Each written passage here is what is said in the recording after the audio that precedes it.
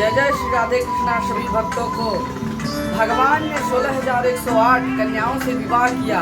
क्यों किया, क्या परिस्थिति रही होगी, आइए हम सभी इस वीडियो के माध्यम से अपने श्री हरि कृष्ण को और उस परिस्थिति को जानने का प्रयास करते हैं।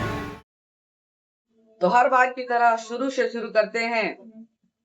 भगवान श्री कृष्ण ने भगवान अपने इस अवतार को धारण करने से पहले विष्णु लोक में जब वो विराजमान थे क्षीर सागर में अपने स्वधाम में, उस समय जिस पृथ्वी को हिरण्यकशिपु का भाई हिरण्याक्ष जलाशय में लेके चला गया था, उस समय भगवान वाराह ने उन्हें बचाया था और उनसे विवाह किया था, जिसके फलस्वरूप भौमासुर उत्पन्न हुआ था। और पृथ्वी माता ने यह उनसे वरदान मांगा था कि हमारे पुत्र की मृत्यु केवल आपके हाथों से हो और उसको हमारी आज्ञा के बिना आप न मार सके।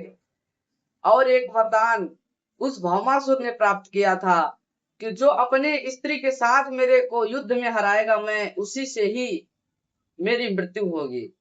तो कुछ इतने सारे संयोग बने थे भौमासुर के, इसलिए उसे कोई भी देवता, गंधर्व, असुर मार नहीं सकता था।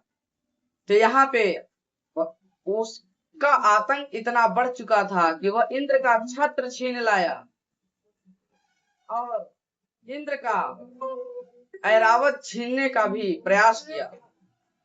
इसके बाद में वो गंधर्वों और तमाम अप्सराओं को हरण करके अपने कारागार में बंद कर दिया।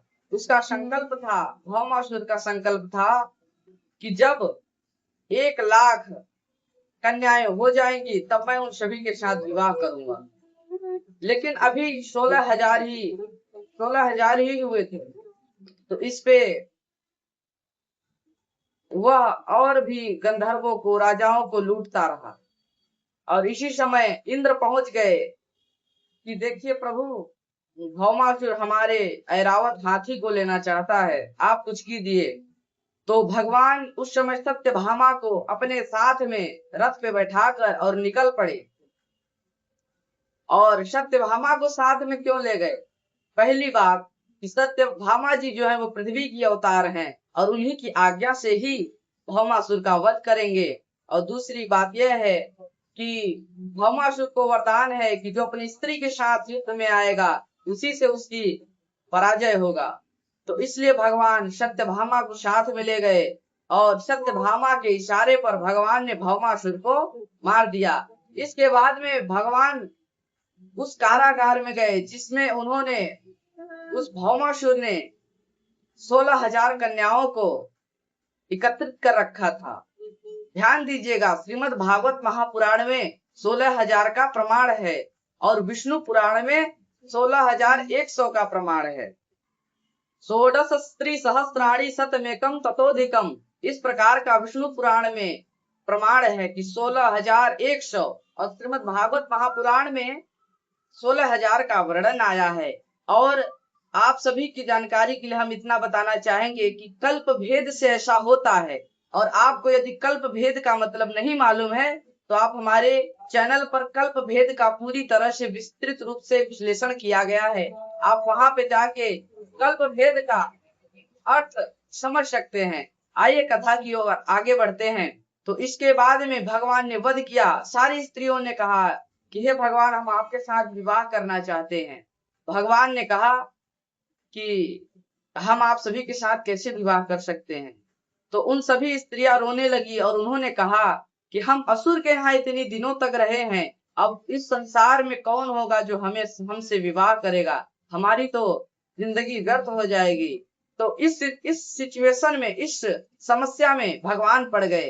तो उन्होंने यही निर्णय लिया कि तुम्हारा इस संसार में ऐसा नहीं है, तुम सारी आत्माएं इस परमात्मा के हो।